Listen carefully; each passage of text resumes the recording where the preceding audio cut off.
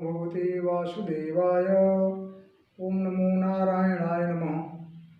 गुरुर्ब्रह्मा गुरुर्विष्णु गुरुर्देवो महेश्वर गुरुर्साक्षात् परब्रह्म तस्मै श्री गुरुवे नमः। श्रीमत्परब्रह्म गुरु स्मराम श्रीमत्परब्रह्म गुरु नमाम श्रीमत्परब्रह्म गुरु जाम श्रीमत्परब्रह्म गुरु जाम ब्रह्मानंदं परम सगदं केवलं ज्ञानमूर्तिं द्वन्द्वतीतं गगनं सविशं तत्त्वमस्यादिलक्ष्यम् एकं नित्यं विमलमचलं सर्वधुर्हि साक्षिभूतं भावातीतं त्रिगुणरहितं सद्गुरुं तं नमाम्यहं सद्गुरुं तं नमामि। ओम नमो भगवते वासुदेवाय। आज हम लोग अपने परम सत्य चैनल के माध्यम से अपने संस्थान की तरफ से अपने लोगों को, आपको सभी देखने वालों को, इसका अनुसरण करने वाले को, सभी महानुभावों को आज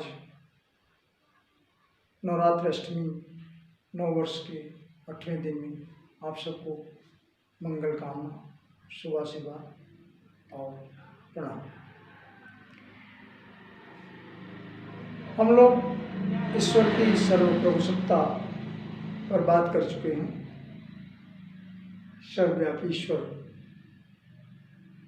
की बात निश्चित हो चुकी है। आज हम लोग बात करेंगे सत्य, परम सत्य। उसके पहले 2 बातें और होती हैं, असत्य और झूठ। तो इनको समझना बेहद आवश्यक है, हमारे जीवन के लिए भी, हमारे कर्मों के लिए भी। हम कर्म अच्छे करें या बुरे करें, वो हमारे ऊपर डिपेंड है। हम चाहे जैसे करें, उसका परिणाम हमारे ऊपर निश्चित और नहीं है। किसी दूसरे से उसका कोई तार्किक संबंध नहीं है। तो अभी हम एक सत्य है, उसके आगे परम है, और उससे पीछे असत्य है, और उससे भी लोअर फॉर्म में झूठ है। तो इन शब्दों के जाल को थोड़ा समझिए। झूठ क्या है, सत्य क्या है, असत्य क्या है, परम सत्य क्या है। इनको हम लोग थोड़ा सा रिलेटिव थ्योरी को देखते हुए तो विग्रह करके आपको समझाने का प्रयास कर रहे हैं। ईश्वर की सत्ता या ईश्वर परम सत्य है, इस पर बातें हो चुकी हैं और अनवरत होती रहेंगी, क्योंकि एक ऐसी सत्ता है, एक ऐसी व्याख्या है जो अनंत है।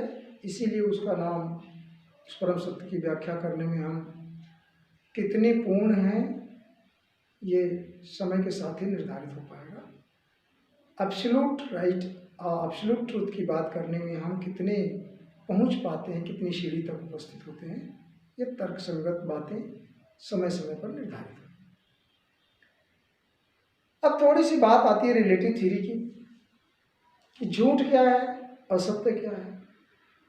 और जब हम असत्य को जानते रहेंगे, थोड़ा उसको समझेंगे, तब हम सत्य को समझते हैं, या सत्य को जानते हैं तो असत्य को समझेंगे, और उसके बाद बात आती है परम सत्य की। लेकिन एक जो क्रमिक विकास है ज्ञान के माध्यम से, जो जानते हैं, जो समझते हैं, वह सत्य है या असत्य है। पहले इन दोनों बातों को समझ लेते हैं।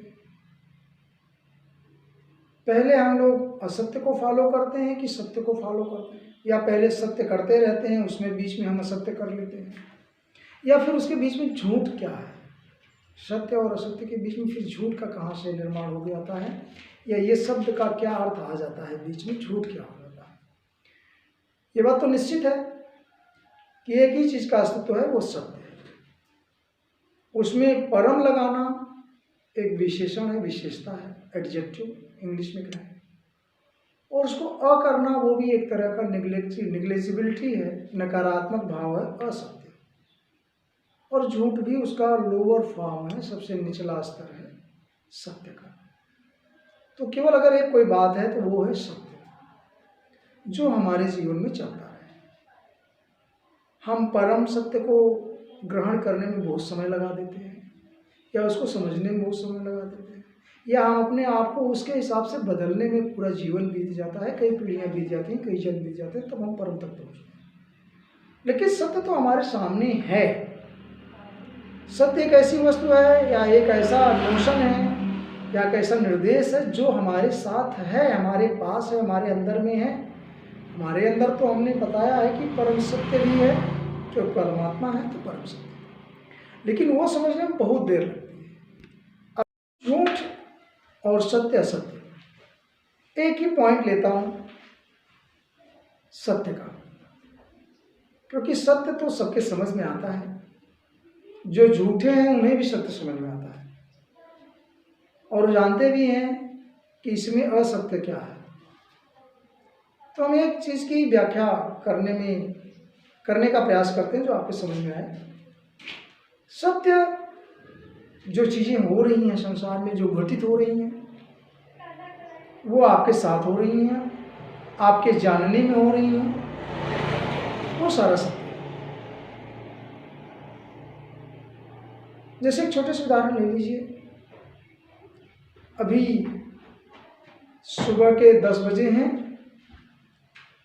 अगर ये बात आपको समझ में आती है तो ये बात सत्य है। आपको कहीं जाना है, आप बनारस चले गए, चेन्नई पहुंच गए, टिकट ले लिया, ये सब सत्य है। अब जितनी हैपनिंग्स हो रही, जो आप जानते हैं, जो आप करते हैं, वो सब सत्य है। लेकिन ये कितना सत्य है, इसको जानना इन तीनों चीजों में अंतर करेगा। तो सत्य दो तरह का, एक तो रिलेटिव और एक एब्सोल्यूट। रिलेटिव सत्य के और एब्सोल्यूट सत्य के बीच में एक आता है सार्वभौमिक सच, यूनिवर्सल ट्रुथ। तो जरा शब्दों को समझते जाएंगे। सत्य वो है जो हम कर रहे हैं, जो देख रहे हैं, जो जान रहे हैं। गाय सफेद है, ये हम देख रहे हैं, तो वो बात सत्य है। किसी की गाय काली है, ये भी सत्य है। लेकिन क्या गाय हर समय सफेद रहेगी, या सत्य गाय का कलर हर समय सफेद ही रहेगा, या काली गाय वाला कह रहा है वो झूठ है? नहीं। जिसकी गाय काली है उसके लिए वो सत्य है। हमारी गाय काली नहीं है, इसलिए हमारी गाय के लिए कोई कहता है कि आपकी गाय काली है, तो ये हमारे लिए, उसके लिए झूठ है। लेकिन उसके लिए, जिसकी गाय काली है, अगर वो बोलता है तो उसके लिए वो सत्य है। हमारे पास पैसा है, नहीं है, हमारे जेब में पैसा है, हम किसी से कहते हैं, ये सत्य है। लेकिन उसके जेब में पैसा नहीं है, अगर हम ये कहते हैं कि उसके पास पैसा है, तो वो उसके लिए न जानकारी की वजह से हमारी बात असत्य है। हमारे पास पैसा है, ये सत्य है। उसके पास नहीं, अगर सेम बात हम उसके लिए कहते हैं तो वो असत्य होती है उस टाइम में। तो सत्य एक रिलेटिव सत्य है, ये परम नहीं है। सत्य रिलेशन सिद्धांत है, मतलब वो समय, देश काल, परिस्थिति के अनुसार बदलता रहता है, लेकिन है सत्य। कभी कोई थ्योरी आती है, समय तक वो सत्य रहती है, जब तक कि उसके और हायर थ्योरी कोई नहीं खोजता। बाद में वो डिबेट्स होता है, रॉन्ग होती है, वो गलत हो सकती है, लेकिन जिस देश काल परिस्थिति में, जिस समय में, जिस टेंस में, जिस टाइम में वो बात हुई है, उस समय वह सत्य थी। आज हो सकता है वो विभिन्न परिस्थितियों के कारण सत्य ना हो।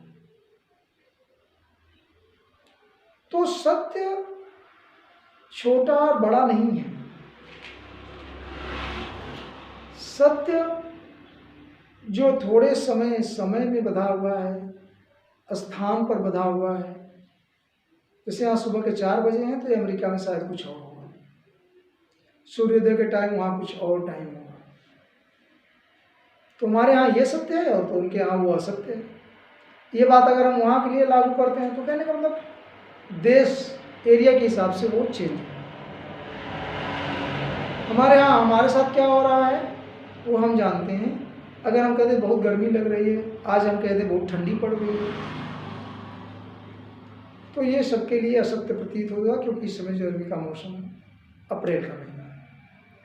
लेकिन किसी विशेष परिस्थिति के कारण अगर यहाँ पर डाउन हुआ, टेम्परेचर लो हो गया, या कूलेंट लगाया, या एसी में बैठे, या हमको फीवर है, तो ये हमारे लिए भी तो सत्य ही है, दूसरे के लिए लेकिन यह सत्य, it seems to be untrue. तो दोनों बातें हैं, सत्य से असत्य की ओर या असत्य से सत्य। कौन पहले रहेगा ये डिपेंड करता है आपके सोच पर। पहले हम सत्य नहीं बोलते थे और आज सत्य बोलते हैं, ये भी नहीं है। या पहले हम सत्य बोलते थे, आज सत्य बोलते हैं, ये भी सही नहीं। किस परिस्थिति में हमने क्या कहा, उस परिस्थिति में वो सत्य था। आज की परिस्थिति में शायद वो बात सत्य नहीं हो, तो उसको हम असत्य नहीं कह सकते, वो भी सत्य है। तो ये सत्य एक ऐसा अनुमोदन है, अनुभव है, ज्ञान है, जो रिलेटिव सिद्धांत पर आधारित है। देश काल परिस्थितियों के समक्ष साथ साथ जो सत्य बदलता जाता है वह भी एक सत्य है। अब क्या होता है असत्य, जो चीज उस समय में हमारे फॉलो या हमारे बात के साथ में टैली नहीं करेगा, ये जो चीजें हम नहीं जानते, जिसका नॉलेज हमें नहीं। मान लीजिए 100 रुपए की नोट में 100 सिक्के एक एक के हैं, हमने गिना, और किसी ने 20 के सिक्के 5 ले लिए। अगर हम सबके लिए सार्वभौमिक बात कहेंगे इस सिक्के की, तो किसी के लिए वो 5 सिक्का होगा, किसी के लिए 100 सिक्का होगा एक का। दोनों जगह दोनों सत्य हैं, लेकिन जब रिलेट करेंगे तो एक के लिए वो असत्य होगा। इसी प्रकार से जो सत्य शब्द है वो डिसाइड करेगा क्या असत्य है और क्या परम सत्य है या क्या झूठ है। एक शब्द को पकड़ के रखते हैं, असत्य सब जानते हैं कैसे बन जाता है। जब सत्य कोई चीज़ नहीं होती, उसके सामने एक एडजेक्टिव अ वर्ड लग जाता है या अन लग जाएगा, इंग्लिश में अनट्रुथ। एक जगह ट्रुथ है तो दूसरा अनट्रुथ। लेकिन हमने अनट्रुथ को नहीं डिसाइड किया, ट्रुथ को ही किया, उसके आगे लगा दिया अन। या सत्य था, उसके सामने लगा दिया असत्य। जो चीज़ हम नहीं सटीक होगी उसको कहेंगे यह सत्य है, या जो चीज़ सटीक होगी उसको सत्य कहेंगे। रिलेटिव सिद्धांत, सत्य दो प्रकार के अगर हम बांटे, देश काल परिस्थिति के हिसाब से ये सत्य है या असत्य है, तो रिलेटिव सिद्धांत। अब इसमें झूठ क्या है, ये भी शब्दों के ही जाल से है। जो असत्य है निश्चित है वही झूठ है, लेकिन माइनर डिफरेंस क्या हो जाएगा कि झूठ और असत्य क्या है। ये बात निश्चित है, जो सत्य नहीं वो झूठ ही है या वो सत्य है, अनट्रू है। लेकिन लाई, LI अगर हम कहते हैं तो अनट्रूथ ही लाई कह सकते हैं। बट क्या झूठ असत्य है या झूठ कुछ और है? तो झूठ बोलना बिल्कुल डिनायल फॉर्म है, जिससे हम सत्य से ज़्यादा रिलेट नहीं करते, बल्कि मनमाना है, अनकंट्रोल्ड है, झूठी बात है, जिसका देश काल परिस्थिति से बदलाव नहीं होता, बल्कि वो स्वयं में एक अपने आप में बदलाव है। जैसे हम कह देते हैं हम कहाँ हैं, आजकल ज़्यादा यूज़ करते हैं मोबाइल, हम घर पे नहीं हैं, फ़ोन आया बात करते हैं, हम घर पे नहीं हैं। यह सत्य भी है, झूठ भी है। लेकिन झूठ वो परिस्थिति के हिसाब से नहीं बदला। असत्य तो परिस्थिति के हिसाब से हो सकता है, देश काल टाइम में बंधन नहीं है तो हो सकता है असत्य। लेकिन झूठ वो हो गया जिसका कोई बंधन नहीं था। हमने अनायास बिना समय को जाने, बिना देश काल परिस्थिति को जाने ही वो काम कह दिया, नकार दिया, नेगेटिव पॉइंट कर दिया, lower forms of the untruth. असत्य का लोअर फॉर्म और करें तो वो झूठ होता है, जिसका कोई आधार नहीं है, कुछ अस्तित्व नहीं है। परंतु सत्य का अपना अस्तित्व है, देश काल परिस्थिति में बता। तो झूठ, सत्य और असत्य, ये तीन चीजें हैं जो रिलेटिव थ्योरी है। अब एक सत्य आता है कि परम सत्य क्या है। परम को जानने से पहले दो चार चीजें और हम जान लें। जैसे हम कभी धर्म बदलते हैं, जाना है आपको? जैसे हम कभी भी ये बात करते हैं कि हम विशेष धर्म के हैं, या हम धर्म बदल देते हैं, या कोई एक धर्म बदल देता है, या किसी का धर्म बलात् या जबरदस्ती बदल दिया जाता है। ये बात निश्चित है कि जो किसी धर्म का था वो सत्य है, सत्य में था। समय के साथ परिस्थितियों के कारण अभी वो असत्य है, क्योंकि अभी वो उस धर्म का नहीं है। इस समय वह बात असत्य है। तो झूठ सत्य धर्म से जुड़ा है, असत्य भी धर्म से जुड़ा है। परम सत्य और सापेक्षिक सत्य परम सत्य की तरफ जाता है, क्योंकि परम सत्य नहीं बदलता, उस पर देश काल और परिस्थिति का कोई फर्क नहीं पड़ता, उस पर कोई परिस्थितियों से उस पर कोई परिवर्तन नहीं होता। इसी के बीच में सार्वभौमिक सत्य आता है, यूनिवर्सल ट्रूथ, एक ऐसा सत्य जो सब जगह के लिए सही है, एक ऐसा सत्य जो दुनिया में सही है, लेकिन वो परम नहीं है, सार्वभौमिक है। जैसे जितना लोग हम जानते हैं, आज बात करें तो आज शुक्रवार है, या आज शनिवार है, या सोमवार है, ये सार्वभौमिक है। ये बात पूरे वर्ल्ड के जिनके लोगों को जानने की बात है वो जानते हैं, क्या शनिवार है, फला है, असफला है। सूरज पूरब से निकलता है, ये भी यूनिवर्सल ट्रूथ है। या सुबह अर्ली मॉर्निंग 3:30 बजे, 3:45 बजे ब्रह्म मुहूर्त होता है, ये भी सार्वभौमिक सत्य है। ये फटाफट देश का परिस्थिति के अनुसार नहीं बदलता, लेकिन यह भी परम नहीं है। जानने की कोशिश करें, सार्वभौमिक सत्य, यूनिवर्सल ट्रूथ, जो यूनिवर्स के लोग जानते हैं उसको मानते हैं और एक फैक्ट है, ये वास्तविक है और ये परम सत्य नहीं है, सार्वभौमिक है। सब लोग इसको मानते हैं, इसको जानते हैं कि 2 2 4 होते हैं, 2 and 2 makes 4, ये भी यूनिवर्सल ट्रूथ है, एवरीबॉडी नोस। ये सार्वभौमिक सत्य है, ये समय और परिस्थिति से नहीं बदलेगा। 2 2 4 होता है तो होगा, ऐसा नहीं कि यहाँ 2 2 4 होता है तो अमेरिका में समय बदल गया, सुबह के 4 2 2 4 नहीं होगा, शाम को 4।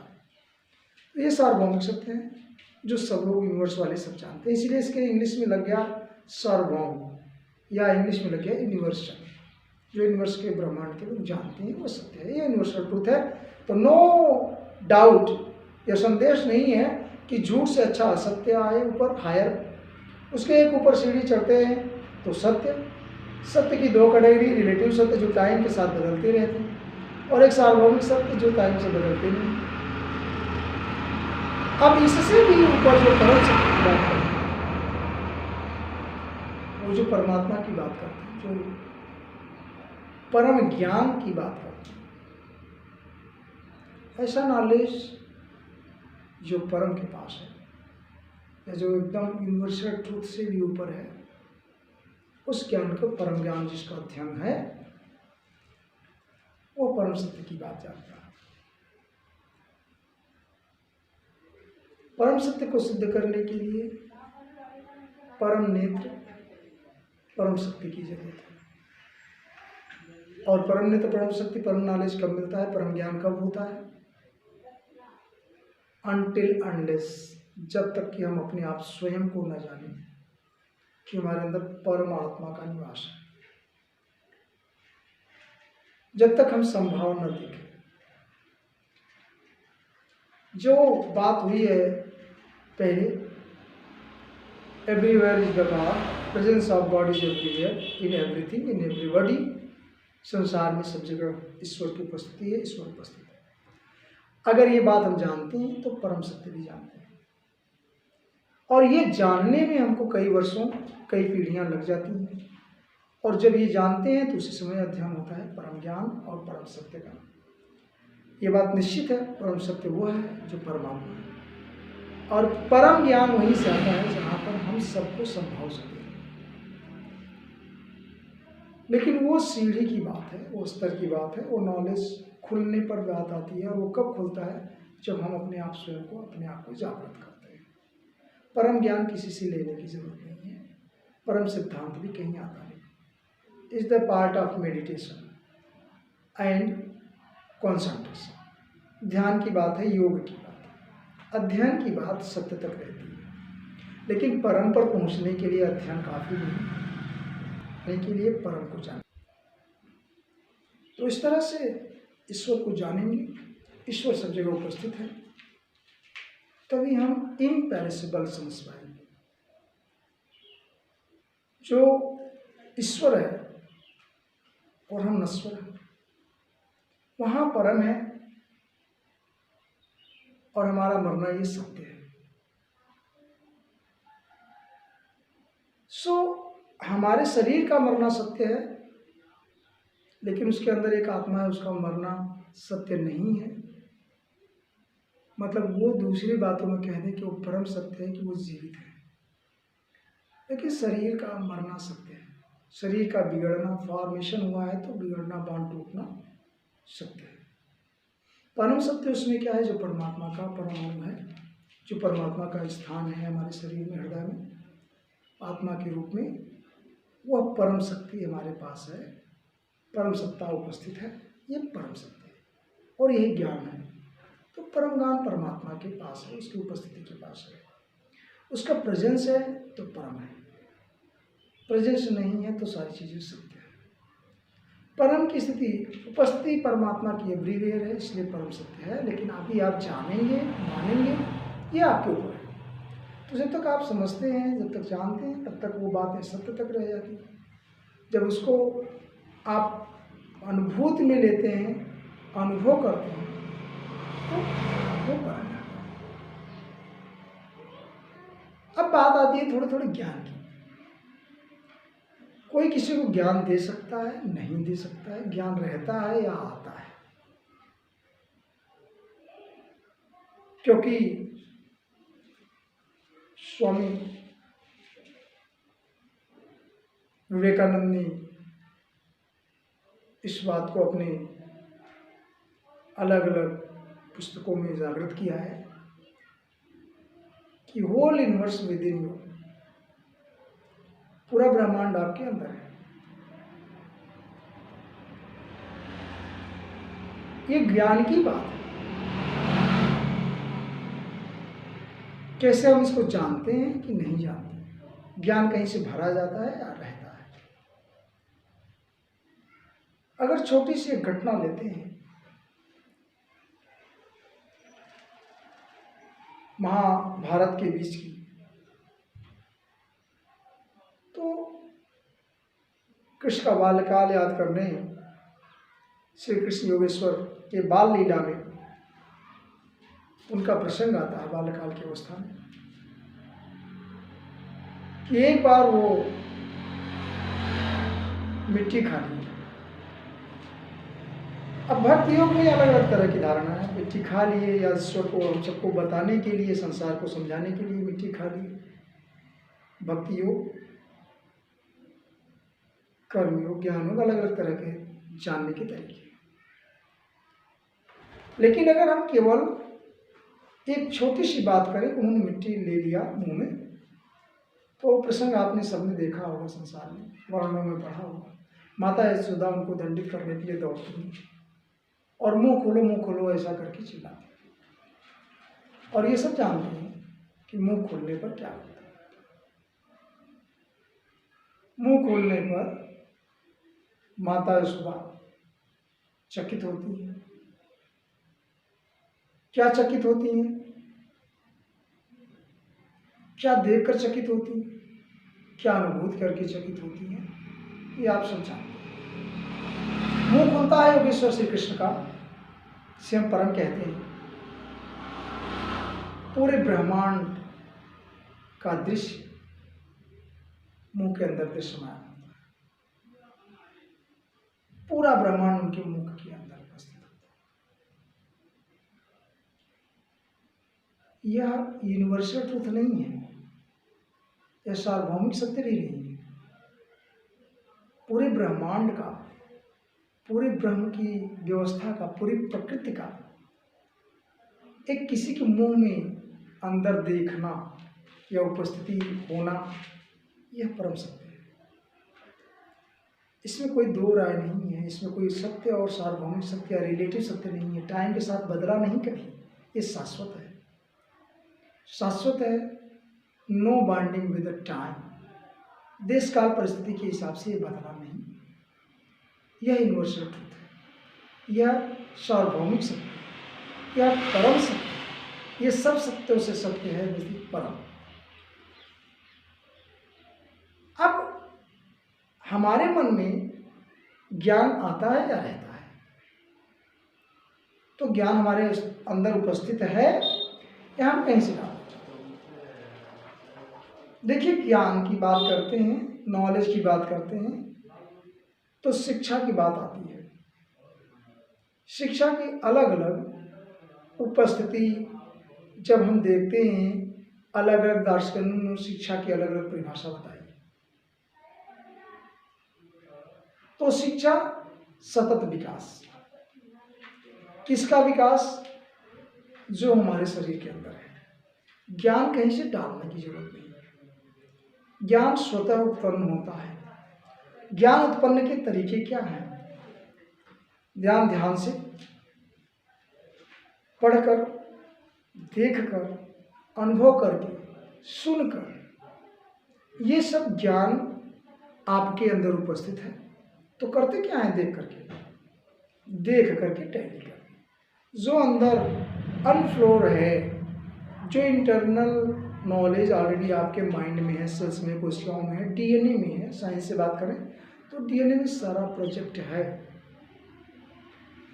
तो ज्ञान अंदर है, अंतर्निहित ज्ञान को जागृत करना। शिक्षा का उद्देश्य भी यही होता है। शिक्षा में पढ़ाया जाता है, क्लास या कॉलेज की शिक्षा में, कि शिक्षा क्या है? शिक्षा क्या है? अंतर्निहित भाव विचारों को जागृत करना, बाहर करना, निकालना, प्रेरणा। तो हमारे अंदर शिक्षा है या ज्ञान है, उसको एक्सप्लोर करना, उसको जानना, ये बाहर साधन उस पर लगते हैं। किसी देख करके एक साधन हुआ, हमने कोई घटना देखी, हमारे पास नॉलेज आ गया, अरे ये ऐसा होता है। चंद्रग्रहण सूर्यग्रहण को देखा, पढ़ा, हमारे अंदर में आ गया। किसी ने कोई बात बताई, कोई कहानी बताई, हमको महसूस हो गया, यस इट इज, ये करेक्ट है।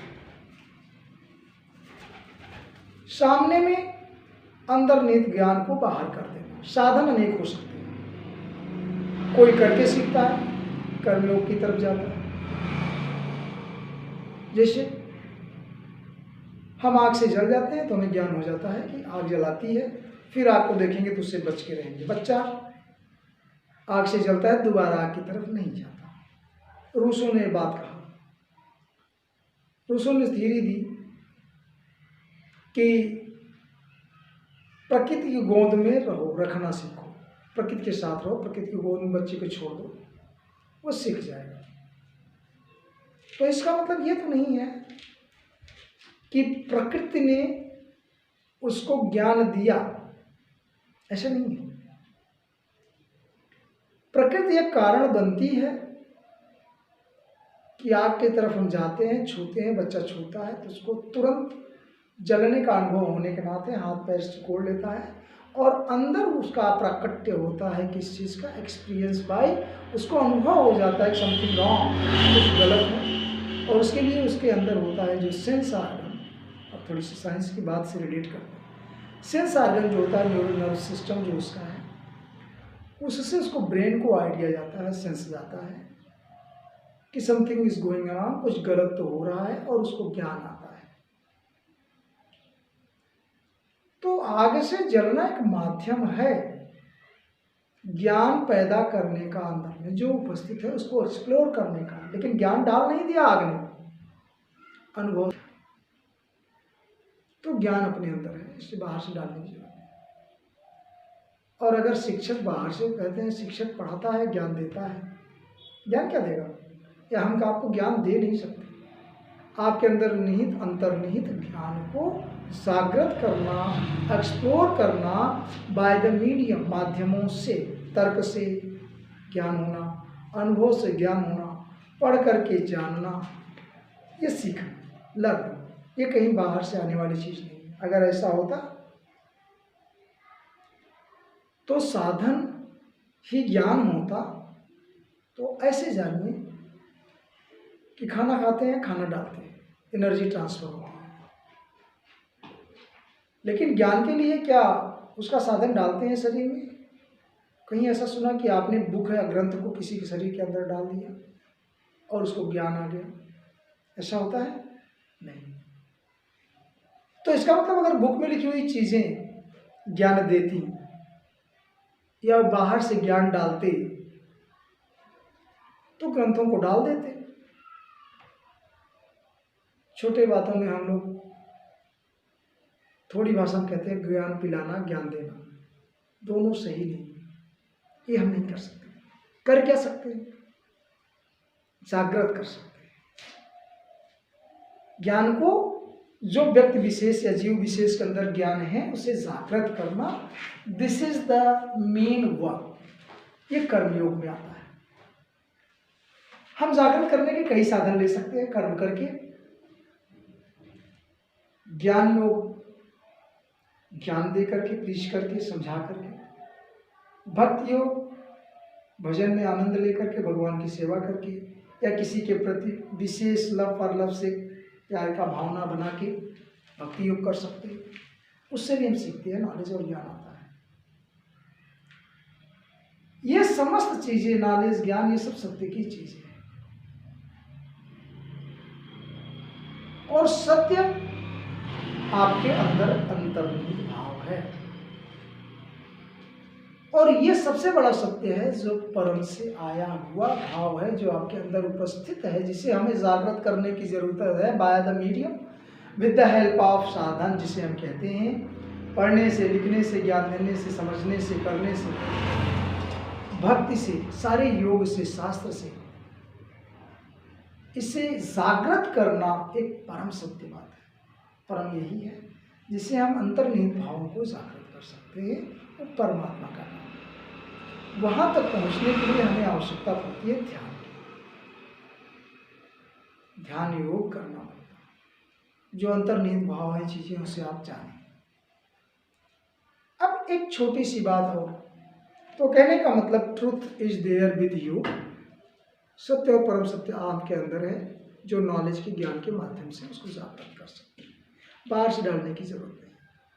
बाहर से डालकर हम किसी को सत्य नहीं समझा सकते, और इसकी जरूरत नहीं।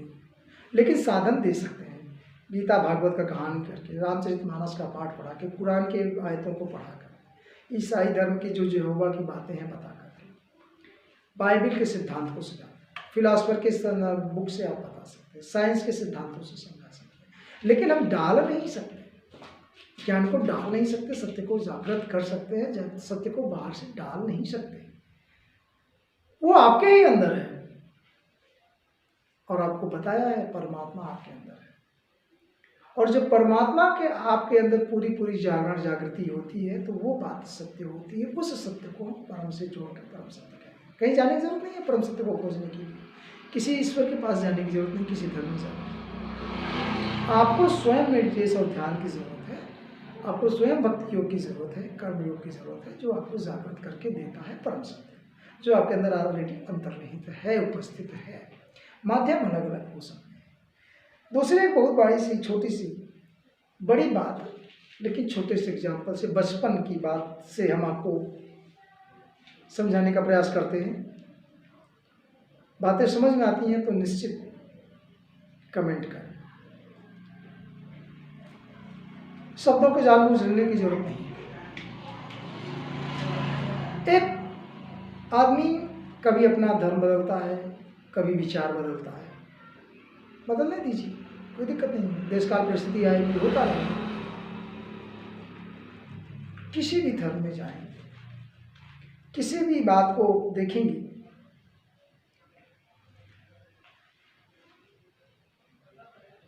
सत्य को जानने का एक और छोटा सा तरीका कि भिन्न भिन्न धर्म, भिन्न भिन्न मूर्ति, वेरियस गॉड,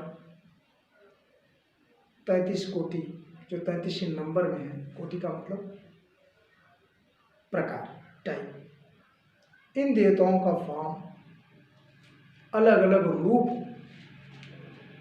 ये हमारे विजन, नेत्र की बात है और कुछ नहीं, देखने की आवश्यकता। कैसे?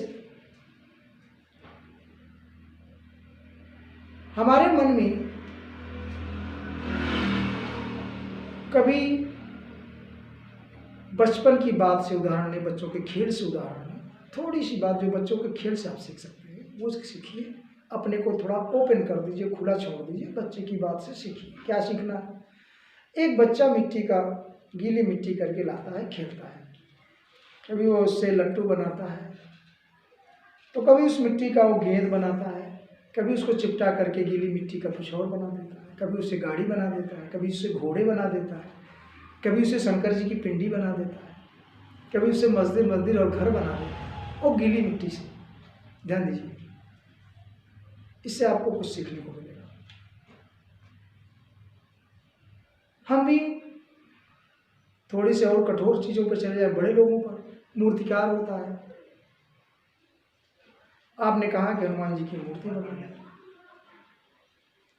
तो पत्थर को तराश के हनुमान जी की मूर्ति, हनुमान जी का चेहरा, पूंछ, मोटे गाल, हाथ बना देता। आप गए और बनाते बनाते लगता है कि अच्छा नहीं बन पाया, आपने कहा नहीं ये ठीक नहीं है,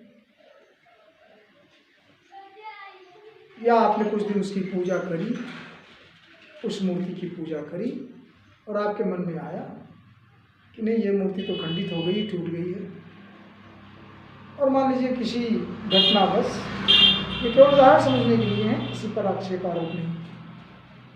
जैसे बच्चे का उदाहरण दिया गीली मिट्टी से, वैसे अब एक मूर्तिकार और पत्थर का उदाहरण दे रहा हूँ। पत्थर की मूर्तियों पर बहुत सारे डिबेट्स होते रहते हैं, लोगों को भ्रम हटाना मेरा मेन उद्देश्य है हर जगह, तो उस पर भी चर्चा करना। सपोज दैट वो मूर्ति थोड़ी सी खंडित हो गई, फिर आपने मूर्तिकार को दिया और कहा भाई इसका कोई दूसरा आर्टिकल बना दो, और तराश की छोटी मूर्ति शंकर जी की पिंडी बना दिया, मान लीजिए गोला कर दिया, तोड़ के काट के आप घर में ले आए, किसकी पूजा करेंगे? उस समय जो शंकर जी की छोटा सा पिंडी बना दिया, लिंग, शिवलिंग बना दिया उसने, आप लाएंगे, किसकी पूजा करेंगे? आप सोचिए, आपके अंदर है, आप ही इसको उत्तर दे सकते हैं, किसकी पूजा करेंगे? अभी उपस्थित शिव जी की, जो इस समय सत्य है, या जिससे शिव जी बन के आए, कौन सी मूर्ति थी वो? पहले हनुमान जी।